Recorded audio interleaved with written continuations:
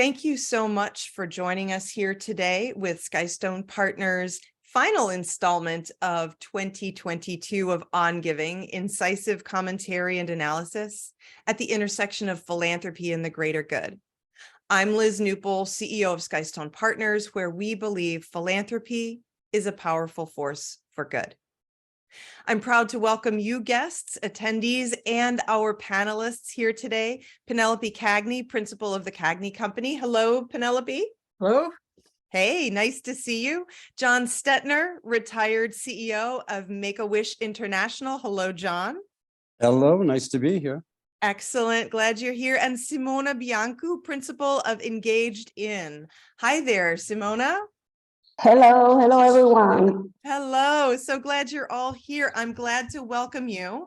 Our guests here today on our panel are experts in the field of nonprofit management, governance, and fundraising, but most especially in governance. And today we have the opportunity to discuss with this esteemed panel of international experts what good governance looks like. And I hope we all walk away a little bit inspired. Right now, as you all are entering the room and letting us know who you are and where you're from, behind the scenes, our assistant Sam is going to post a little bit of a poll because we'd love to see in sort of graphic detail, what is your role in your organization? That helps us formulate our conversation for the day, and it really helps us give you better what you may need. So while you are letting us know what your role in the organization is, let me tell you a little bit about Penelope, Simona, and John. Penelope Cagney is a CFRE, has a Master's of Fine Arts and an MA. She is the principal of the Cagney Company, and she's rated among the top 6 fundraising experts in the US by Philanthropy Media. Penelope has more than 30 years helping nonprofits succeed in fundraising, planning, and governance. She and her associates have helped clients achieve significant financial and organizational objectives. She's taught graduate level fund development, strategic planning, and governance and communications courses at the School of the Art Institute and Columbia College in Chicago, also advising on student theses. She's taught professional development at the Arizona State Nonprofit Management Institute and was a distinguished visiting professor at American University in Cairo, Egypt, advising on arts management education. She's been a plenary and a keynote speaker and has conducted master classes in fundraising in Korea, China, Japan, Italy, India, Canada, and Mexico, and across the United States. Penelope is the editor of Global Best Practices for CSO, NGO, and other nonprofit boards, which you can see here. This is her most recent publication. She also is the co-editor of the 2015 Skystone Partners AFP Foundation Prize for Research winner and causeplanet.org Best Books of 2015, Global Fundraising, How the World is Changing the Rules of Philanthropy. She's also the author of Nonprofit Consulting Essentials, what every nonprofit consultant needs to know, and editor of Beyond Profit, Managing the Nonprofit Organization. Penelope serves on the Association of Fundraising Professional Global U.S. Foundation for Philanthropy. Since 1960, AFP has inspired global change and supported efforts and generated over $1 trillion. Penelope is a certified fundraising executive and a board source certified governance consultant. She holds a Bachelor of Fine Arts magna cum laude from Loyola University in Chicago and an MA in Arts, Entertainment, and Media Management from Columbia College in Chicago. She received an MFA in Studio Arts from the School of the Art Institute in Chicago in 2021. Thank you for being here with us today, Penelope. Oh, I'm very excited, and thank you for inviting us. Excellent, excellent. Now, our next guest today is Simona Biancu. Simona started working in fundraising after years of experience in HR management and external relations at universities. With a master's degree in fundraising from the University of Bologna and specialized training completed with organizations and institutions abroad, she's a consultant and trainer for nonprofits and companies, both Italian and foreign. What drives her in her work is seeing how dedication and commitment make change possible day after day, and how the cultural context determines most of our identity, tying in with her passion for sociology and anthropology. She is the vice chair of ASSIF, Associazione Italiana Fundraiser, Italy's Italy's Association for Fundraising.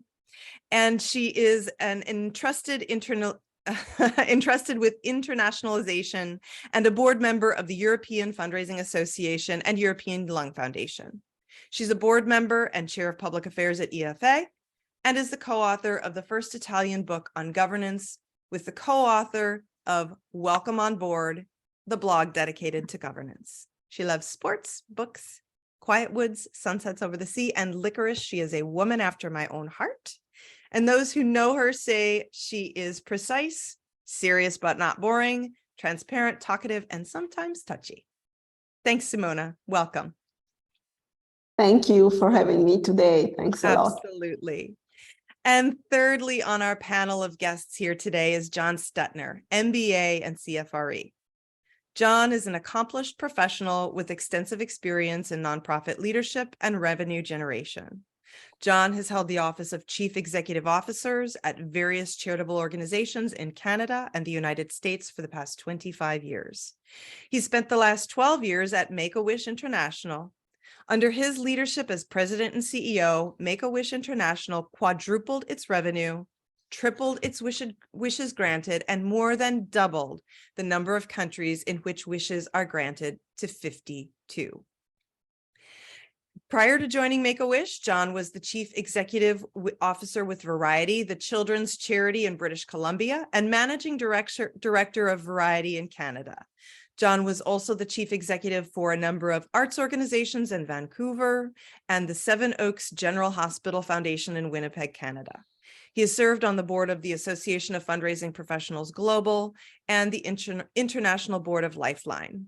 John earned a BA from the University of Arizona and an MBA from the Sauder School of Business at the University of British Columbia in Canada. He also holds a CFRE designation and is certified by BoardSource in nonprofit board governance. Thank you all for being here today. John, it's nice to see you. Thank you. So our prominent experts have a diverse range of international experience that is exceptional and inspired nonprofit, non-governmental, and community support organizations, and they're here to share their insights and experience with you here today. But before we begin our conversation, I'd like to do just a little bit of housekeeping. First, about format. We'll have some discussion with Penelope, John, and Simona about their research, their work, and their experiences. And then we'll have a few minutes for select questions from you before we wrap up our conversations. If you would like to ask a question, please use the Q&A feature that's located at the bottom of your screen. The chat feature where you all logged in to say hello and where you're from will be turned off. And our question moderator, who is behind the scenes right now, our question moderator is a member of the firm, Bill Mulvihill. He will receive your questions and curate a number of them so that our panelists have the opportunity to answer as many as we can without duplicates. He'll join us during our Q&A section. So, all right, down to business. For our conversation today, we in the nonprofit world are entrusted with some of the world's most important work, and the scope and size of our sector has expanded tremendously over the past decades. Often in partnership with other sectors, we seek to solve the biggest problems of the planet, such as climate change, hunger, poverty, the need for clean water, protection of civil rights, promotion of education and health, and preservation of culture and quality of life. Responsible, informed, and well-equipped governance for our nonprofit organizations is critical and affects every aspect of our ability to achieve our missions. Our strong boards ensure effective program and execution evaluation, ensure financial vitality, and enhance our organization's public standing so we may do more good work in the world. And it's essential that we have good governance to achieve our worthy aims. Today, we'll reflect on what good governance is and how it varies from organization to organization or country to country. As board members, leaders of capacity building organizations that fund nonprofits, nonprofit executives or fundraising practitioners, or even researchers or teachers in the sector, you are in the right place for a thought-provoking session on exceptional nonprofit governance and why one size does not fit all. So, Penelope, understanding that this will vary from organization to organization and place to place, can you nonetheless set the stage for us for what effective governance look like? What is best practice and what plays into it? Well, best practices is, I feel in the title, I've actually should have asterisked that because what constitutes best practices varies so much from organization and from place to place that I really labeled it that so that people who are seeking best practices could find the book. So that's basically why I use that, because maybe we talk about exceptional practices rather than best practices, which suggests a standard which is not really that helpful. And also, in writing this book, we had to determine some guidelines to which to present to people to say, well, what do you think? This is when we use board sources, 10 basic responsibility of nonprofit boards, because we respect board source.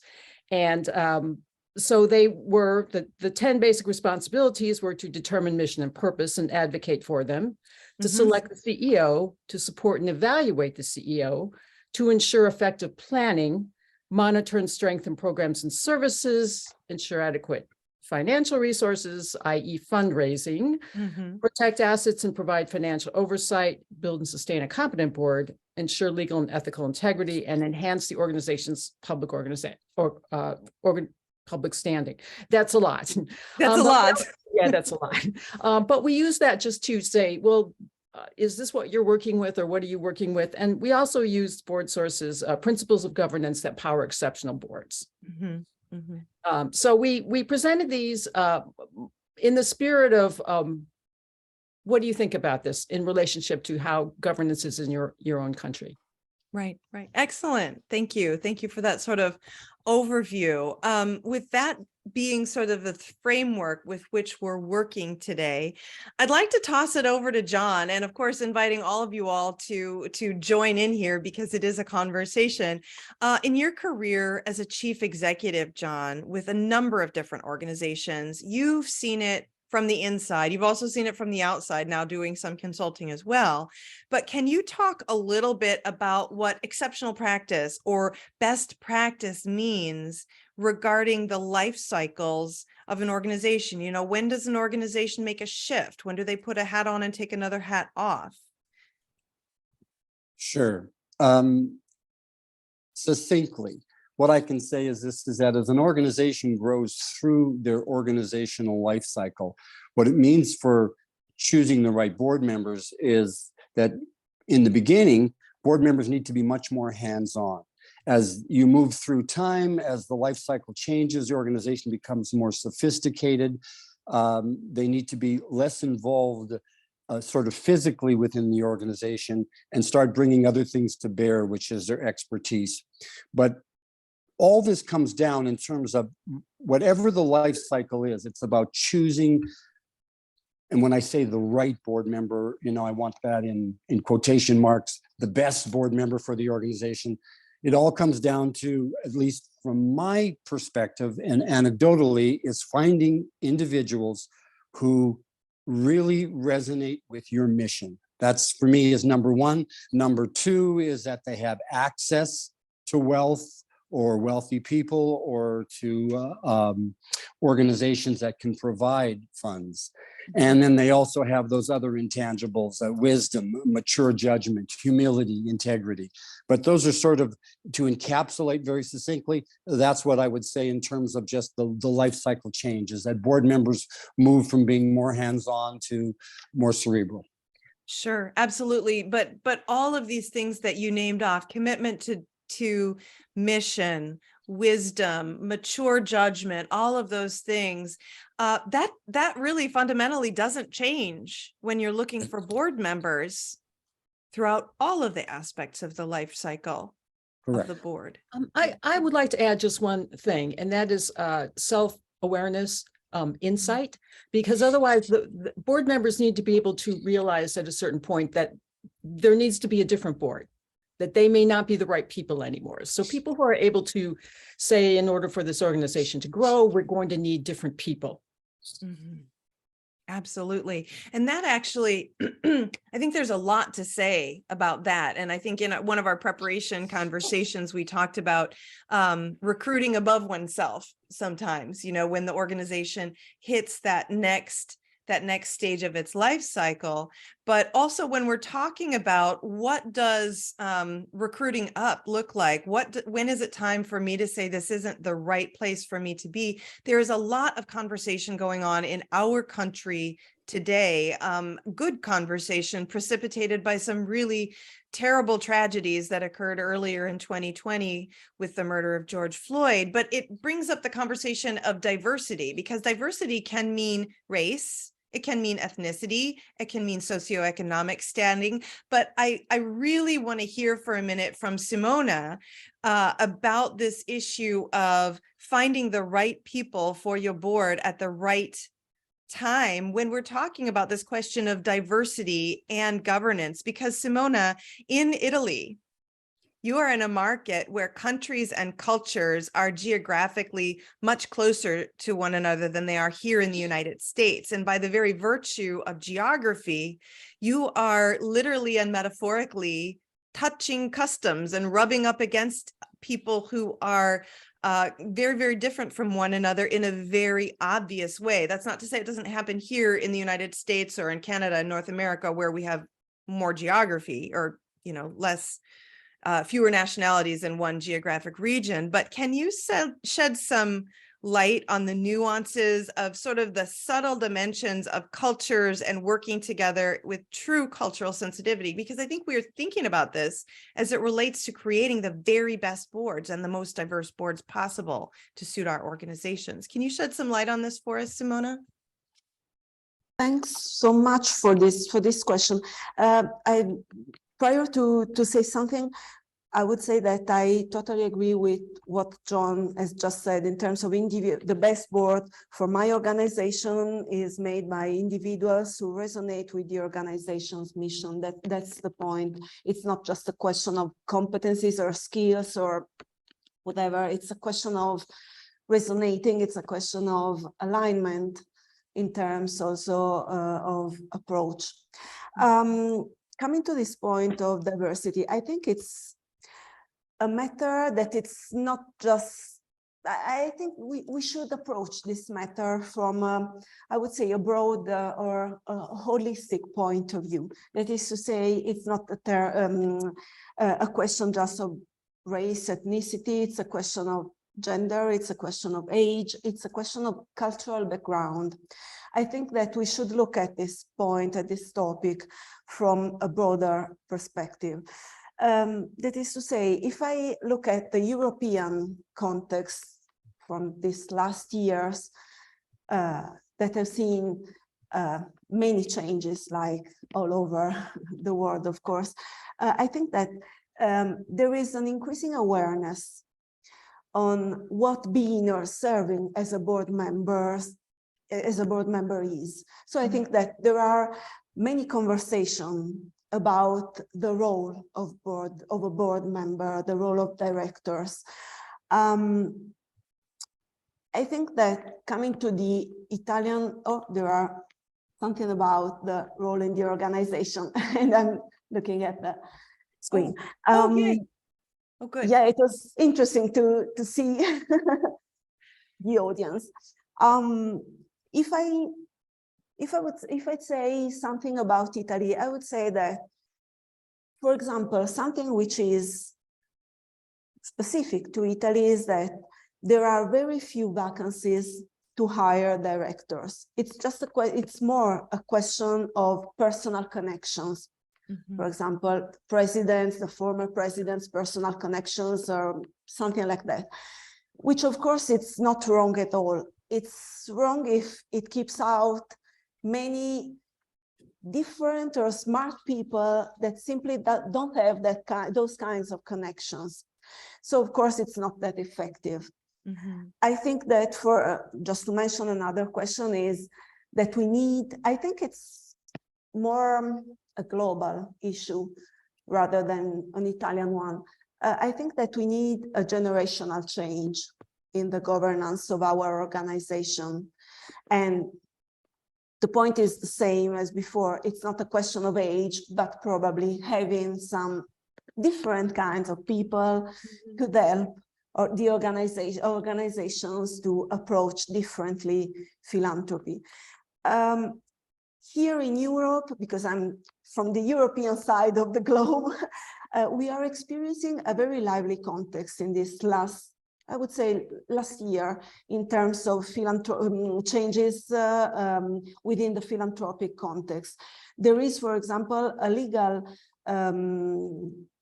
proposal which is on the way from the European institutions to set up a European legal form for associations that will make them able to work and fundraise across the borders. I mean, within Europe, it's a huge change for us. So I think we are experiencing very a solid number of changes. And this is the reason why I would look at diversity, not just in terms of one or a few sides, but more in terms of what should it mean for this kind or that kind of organization. And it's what John has said before, it's the individuals who mostly resonate with the mission. I think it's a broader question. Right. And so what you're suggesting, Simona, and I think both Penelope and John have suggested this as well, is that there are basic standards that we all need to be mindful of. And every organization, depending on what that organization does, who the organization serves, the geography where the organization is doing that work, must be very thoughtful and mindful about what their board looks like. But the other thing that I hear from you, Simona, and I think that we experienced this in North America as well, but one thing that you noted is right now there is, as it relates to board nominating and governance, and so I'd like to open this up to everyone, but I want to springboard off your comment, Simona, is that typically the way it happens is I know the board president, or I'm cousins or friends with the board president of an organization, and I become nominated for that role, whether or not I may be the right person. And so inadvertently, it has become quite an exclusive process, when in fact, what would benefit the organizations would be to consider that nominating and governance process, the identification process, to be more inclusive. And that's where we kind of come full circle back to the idea of diversity. You know, how do we govern more effectively of our organizations, and how do we do it relative to nominating and governance? Is that what you're saying also, Simona? Yeah, I think it's, I mean, when many years ago, I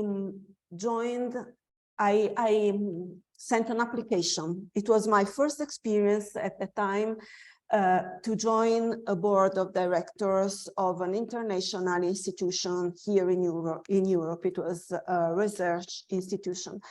And I was really impressed by the fact that there was this job vacancy with a profile, with some skills, with the identification of goals and objectives and expectations and requirements and so on. It was a very complex process for me. And I was really committed to join them because I liked that institution. And I liked also the process, because I thought it's an opportunity for me and for many other people, of course, like me. At the time I was younger and I had less experience, but I tried, and I had some ideas and some perspectives, and it was something that was appreciated by this organization. I think it's not just a question of being inclusive. I think it's a question of open the opportunities. Look at our context, and I'm perfectly aware that the cultural background is something which is of high importance for every kind of organizations. And I mean the context, the geographical background, but most important, the sum of geographical and culture and individual culture as well. So I think that the alignment that both Penelope and John mentioned is, from my perspective, made by these three topics, these three issues. Right. And thank you, Simona. And how are we seeing, Simona mentioned real definition and increasing awareness of definition of the role of directors. Penelope and John, what are we seeing in North America? And Penelope, I know you've done a fair amount of work in Asia as well. What are we seeing around the globe outside of Western Europe? What are we seeing elsewhere? Okay, well, what I see around the world in terms of the affiliates that I've been involved with, I think that in America and Canada, some places in Europe as well, and just a few places in Asia, fundraising is always needs to be paramount in all organizations. But in those places, there's a better understanding of the importance of fundraising. What I've noticed with the affiliates that I've certainly worked with is that fundraising is probably of the three responsibilities of governance, which is set direction, ensure your resources, and provide oversight. It's the ensuring of the resources which is the least focused on, probably globally, but especially outside of the United States and Canada. Ah, fascinating. Penelope, you're nodding your head. Yeah, well, I would definitely agree with that. And I think that, I mean, that's in the US, which has a very philanthropic sector. But, if you looked outside the US, it's even more challenging, and say, countries where, public support, government support of organizations is the major part of what our nonprofits would do. They don't have a larger, they don't have the infrastructure, they don't have the larger context for philanthropy. So it's developing. So to get board members to understand fundraising in those environments is particularly challenging. And so that brings me to the question of, the three responsibilities of a board member, namely set direction, ensure adequate resources, and oversight. I've heard all three of you say it's paramount, particularly this ensuring adequate resources, but is it as critical? Because I know the United States philanthropic market best, and we have a very solid, longstanding institutionalized way of philanthropy and giving. And presumably around the world, there are different ways of giving. Is it as important, and this may be a loaded question or it may not, but is it as important for boards when there is so much public support for the missions of the organizations? Is philanthropy as financially crucial to the success of those organizations as it is elsewhere where there is less public support? No, it depends upon where they're going. Okay. So different countries are going, different regions, different countries are going in different directions. So where do they want to go? For instance, in China, they have done a lot in recent years to build the infrastructure that's needed for a really healthy, thriving philanthropic sector. And that's where they want to go. But there may be other places where, in Cambodia, governance is a fairly new idea, or it might be based on colonial ideas, or it might be something that's imposed by them from the outside. It's like, well, our outside donors, our overseas funders, they expect us to do this, so they do it. They give lip service to it, but is it, is it ideal? But will they move forward until that country or that region itself wants it? Yeah. I saw, John, I thought I saw a little twinkle on your forehead as well, relative to this question also.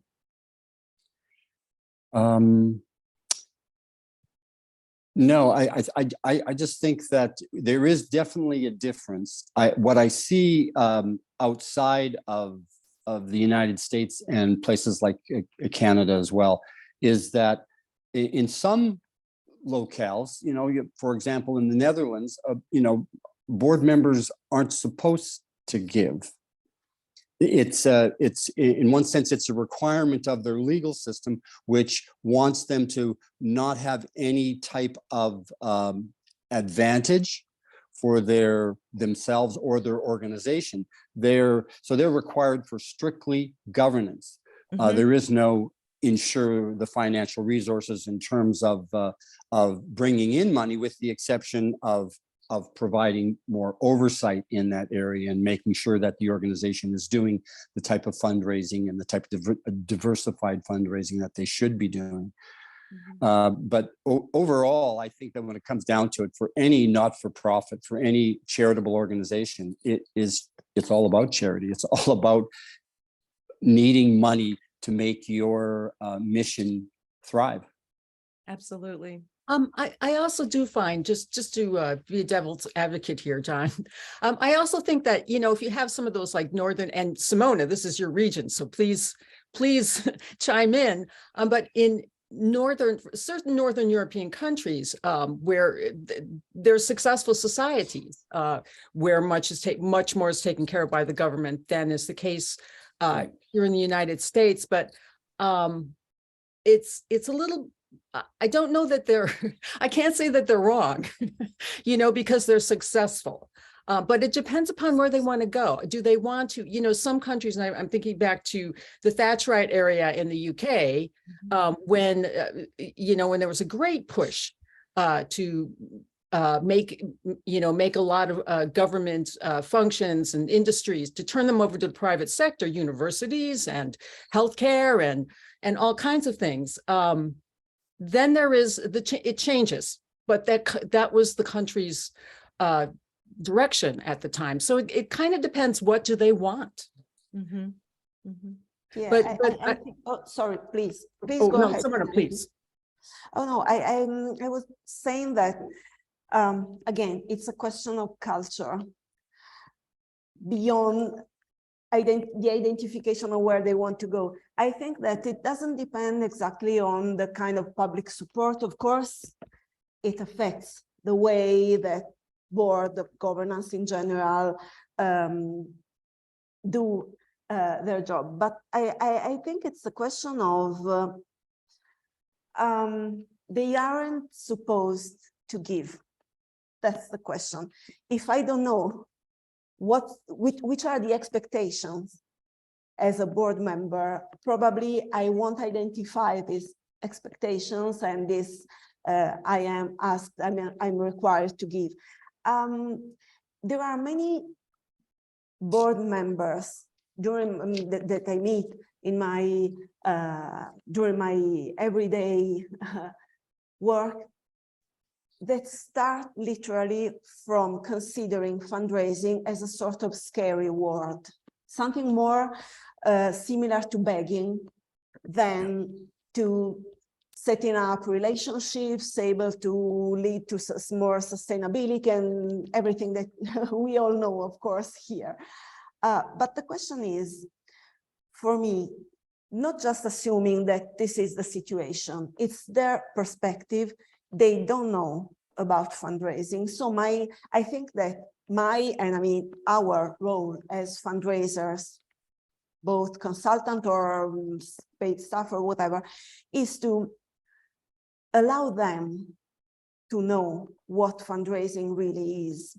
So by setting the context in terms of what's the real concept of fundraising, not just one time at the beginning of the new boards of directors, but on a permanent way.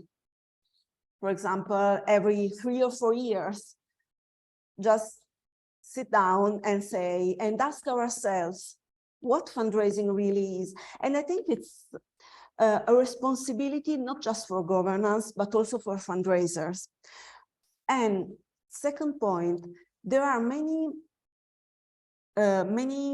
ways to involve the governance into the fundraising strategies. For example, for me, something that works, even when the directors are more reluctant to feel connected with fundraising, is looking at this topic from another perspective. Say thank you rather than ask. It's a different perspective that make them feel more comfortable with the topic.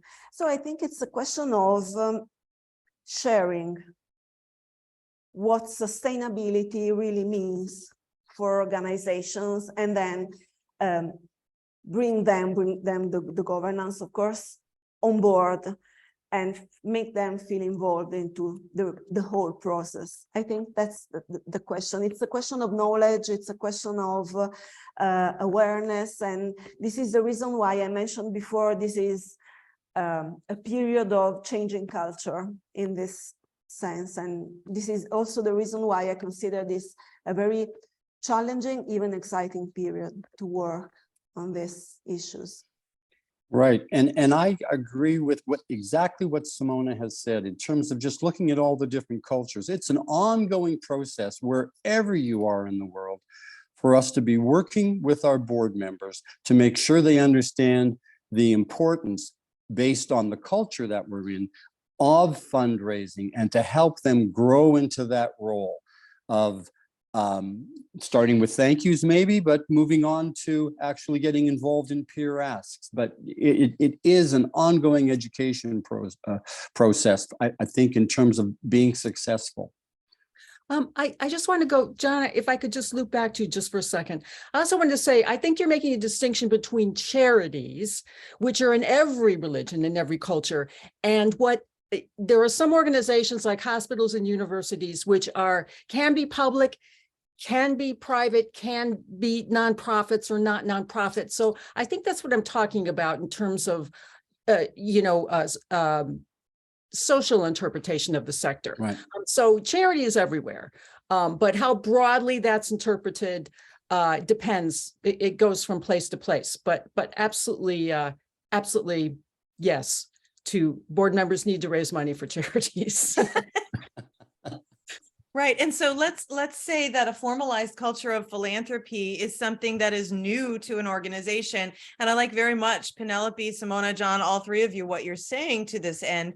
And so, if I'm, regardless as to whether I'm looking at a nonprofit organization in the United States or in South America or in Northern Europe or wherever I'm looking at a nonprofit organization, the part of the life cycle of the organization may include a governing body's interest in, acceptance of, personal commitment to fundraising for that organization. And so let's for just one quick second here, regardless of geography, talk about the culture of an organization.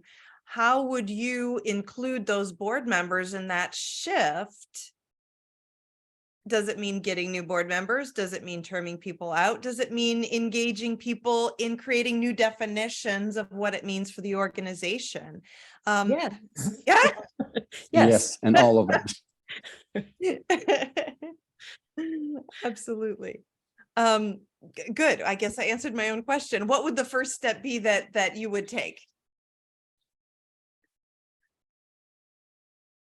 John, I'm gonna Okay, sure. CEO, so where I would start, it starts in orientation. I believe really great orientation where you, when you have new board members come on, before they come on, you need to be talking to them about fundraising, about the importance of fundraising. You need to make sure that they understand that ensuring resources, which is one of those three responsibilities we talked about, setting direction and also providing oversight, is paramount, and that they need to engage in it.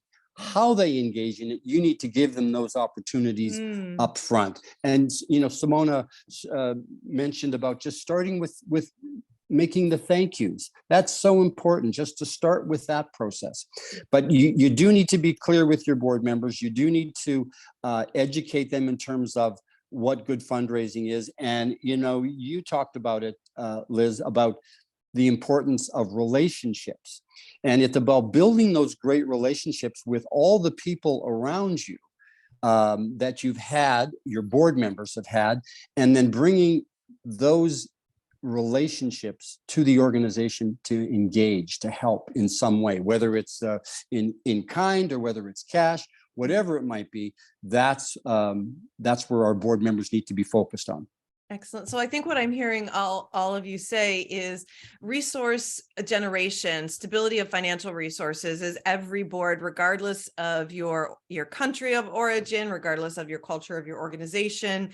It may look different depending on the laws of where you are, but culturally, philanthropy is going to be a critical part of nearly every nonprofit, non-governmental organizations governance. And if it's not part of that culture of that organization, there are ways that one can be thoughtful and mindful and begin to transition, won't happen all at once, into that kind of a space. But one needs to be most mindful of who we are as an organization and where we want to go. Does that make sense to you all? Nice summary. Thank Yeah, you. definitely. That's the starting point from my point of view. A self-analysis about who we are as an organization. I think everything starts from that point. That's the crux of it all. Who are we? And that's really, I think, what I'm hearing from all of you, that if we're a leader of an organization or a leader of a funding organization, the type of question that we want our organizations to be answering for themselves. And I think that's why important regular, hopefully annual board, at least self-evaluation takes place. Right. Excellent. Well, ladies and gentlemen, I see there are a number of questions popping through, springing off from this regular self-evaluation and really being mindful of who we are and where we want to go. Bill Mulvihill has joined us to help us with the questions. Bill, what do we have on our Q&A side that speaks to all of these issues we've been discussing? Well, before I do that, let me just throw my 2 cents in. And I think a very important thing that gets missed with nonprofit organizations is a mission statement that's inspirational and aspirational. And oftentimes the mission statement just is a regurgitation of what they do instead of the effect of what they do. And I found that that's a very important thing. We tend to miss that. We just think if we put the word mission in front of something, it's great. And I think we really have to do that. Number of questions about board role and fundraising. The very first one from Martha was, what are practical ways to find qualified individuals to be interested in board service beyond board banks, which tend to find inexperienced people, et cetera? I have to say that that's a great question. And, you know, the easiest place to go to is your donor list. Right. People who are donating now to your organization are probably, they love your mission. They're involved with your mission because that's why they're giving.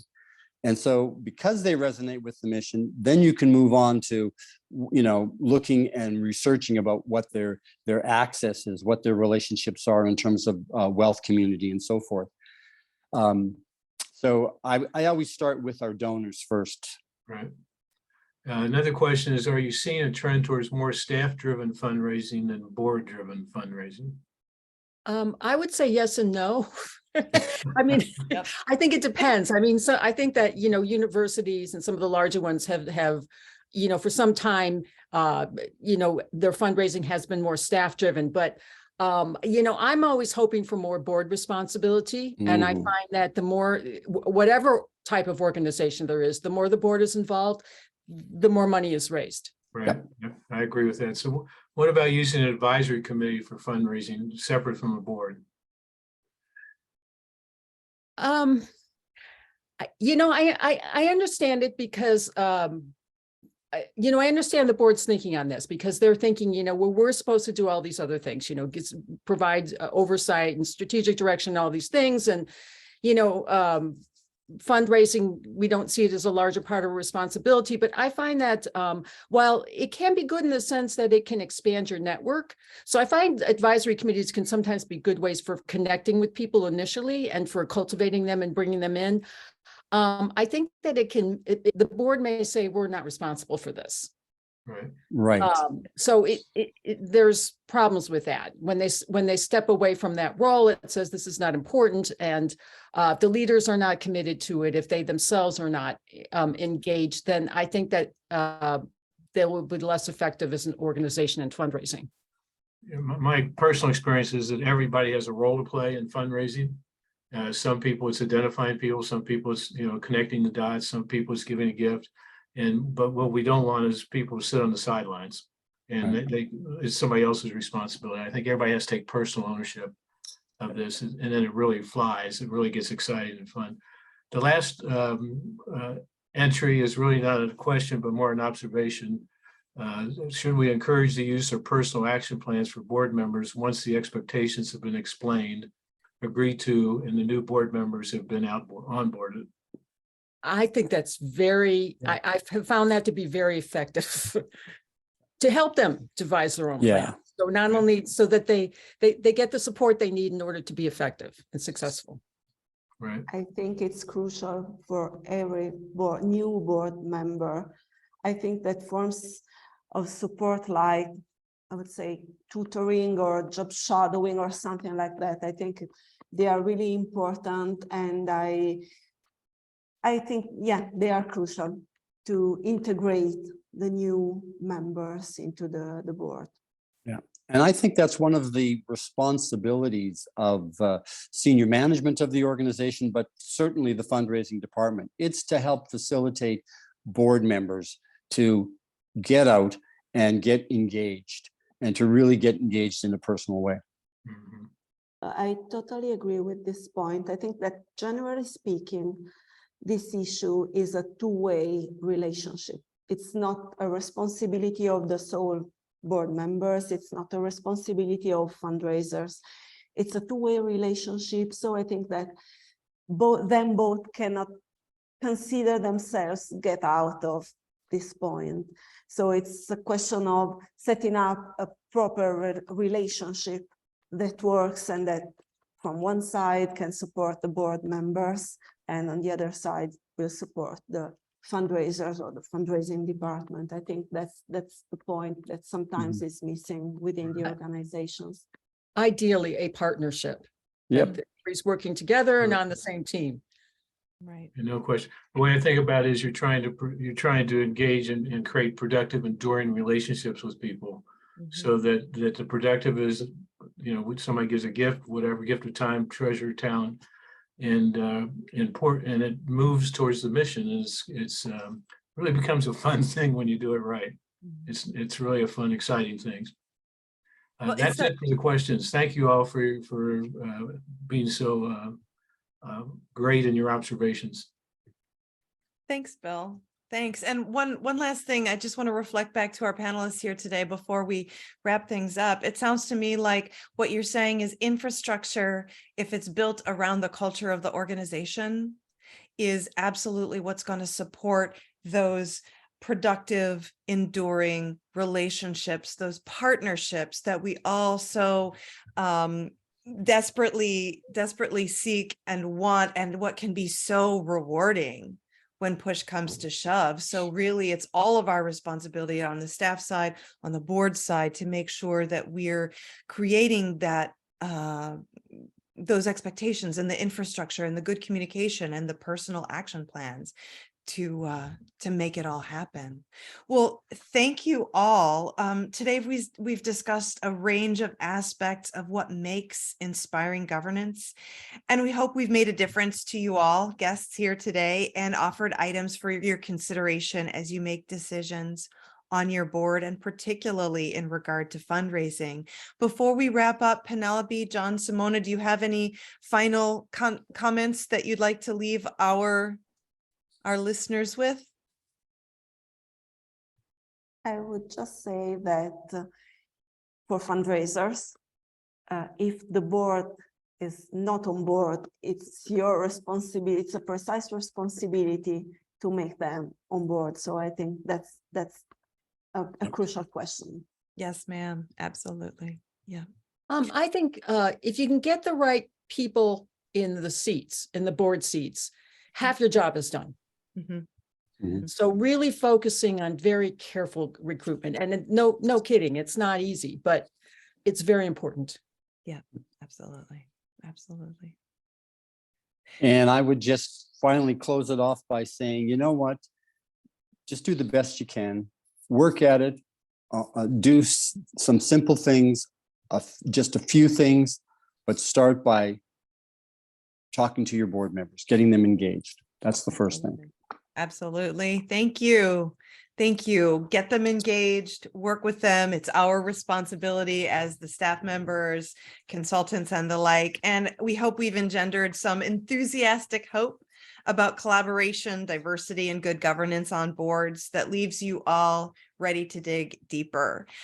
We also hope that your new insights will engender more horizontal conversations, challenges to conventional ways of thinking, and that it will really bear fruit in your communities and your organizations. And that all of these new ideas will help us in the work we do to elevate the quality of life and standard of living on the planet. So Penelope, Simona, John, thank you for your great work, your insights, and your time today. Guests here on our webcast, thank you for coming and for your insightful questions. I hope the session will help you and your organization. So next time, I hope you'll join us for On Giving on Tuesday, January 10th at 12 p.m. Eastern with Bernard Ross. Bernard is the director of MC, the management consultancy working worldwide for ethical organizations. He's an internationally regarded expert on pro-social use of behavioral science. And we'll be talking about behavioral science and fundraising. It should be an exciting session. So keep a lookout for the invitation and join us for a thought-provoking conversation on behavior and fundraising. Again, Penelope, John, Simona, thank you for being our guests. Question moderator Bill Mulvihill, thank you so much for asking the questions and bringing so much to the discussion. And our executive assistant and office manager here at Skystone Partners, Sam Martin, thank you for your technical support here today. See you on the next On Giving on Tuesday, January 10th. Go forth, do good work. And as always, philanthropy is a powerful force for good. Thank you all.